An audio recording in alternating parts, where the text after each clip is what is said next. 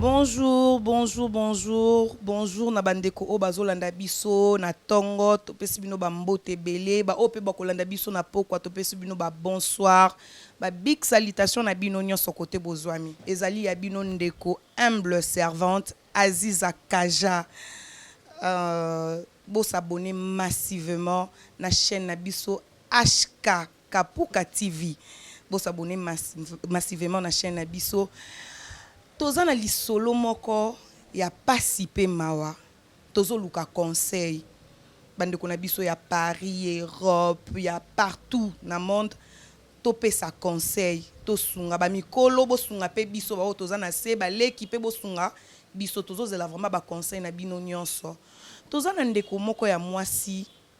abeteli biso lisolo aza na problème. Azo senga ba conseil, azo senga vraiment lisungi ya ba conseil. Ndeko na biso moko ya mwasi azalaki na Kinshasa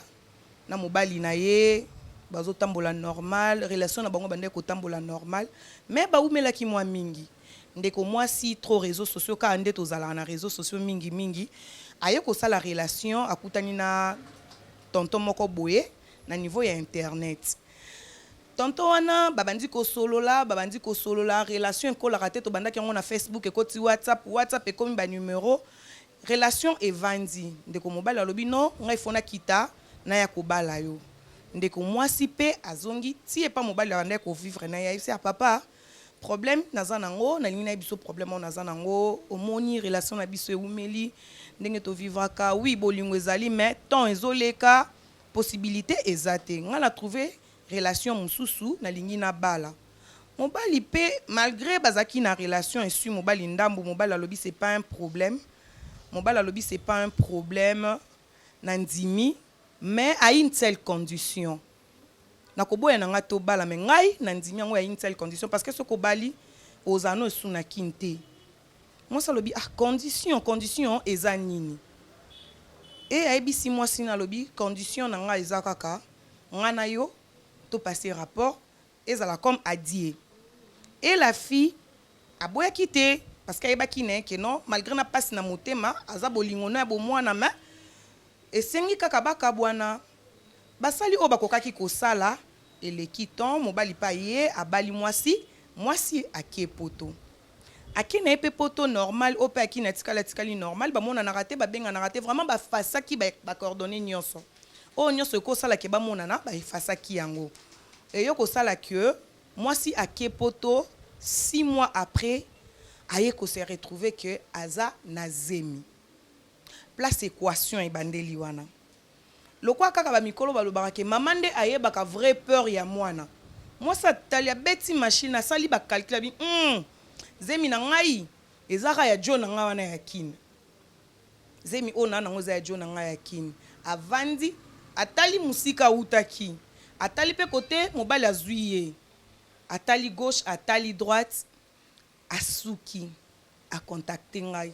kaja j'ai un problème na tuni nyango yaya abina ebite naza ya osuka ndo mona nga naza na nga bien mobali ya batu azo traiter na nga bien nazui na ngai na défaut moko te nazui na problème te mais ngai nde ya bino ekweli nga nini ona na zemi ya nani o te eza ya monsieur X o zemi ya X na nde nini o te zemi eza ya X na yebite na longola yango to na vandisa Y na yebise vérité est-ce que akolimbisa nga est-ce que na longola kaka soki pe na lobi na longola soki na kufi ou bien soki na lobi na tika zemi yango na bota mais na bomba vérité est-ce que X o ya Kinshasa tanga koyoka akomene nga vidir te donc place ndeko na biso comme une équation yango wana vraiment s'il vous plaît tozana posa ba conseil na bino commentaire et ko sungaye et ça les bien moi commentaire numéro à téléphone na biso eza plus 243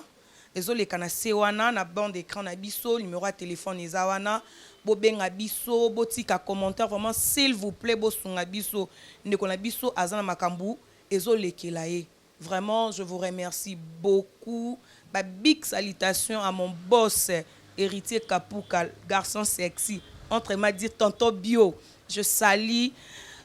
tonton Ige Sadissa, sans oublier, avec beaucoup de respect, elle, je l'appelle ma maman. Ma maman chérie, maman Esther Kongolo, je te salue, big salutations à toi. Je salue ma maman chérie, maman Françoise Bomolo. Je t'aime beaucoup. Bananio Soyakin, si tu veux te faire belle. Hein? Oliniko se coiffe, obimaki toko, obima vraiment bonzenga. N'oublie pas de passer sur l'avenue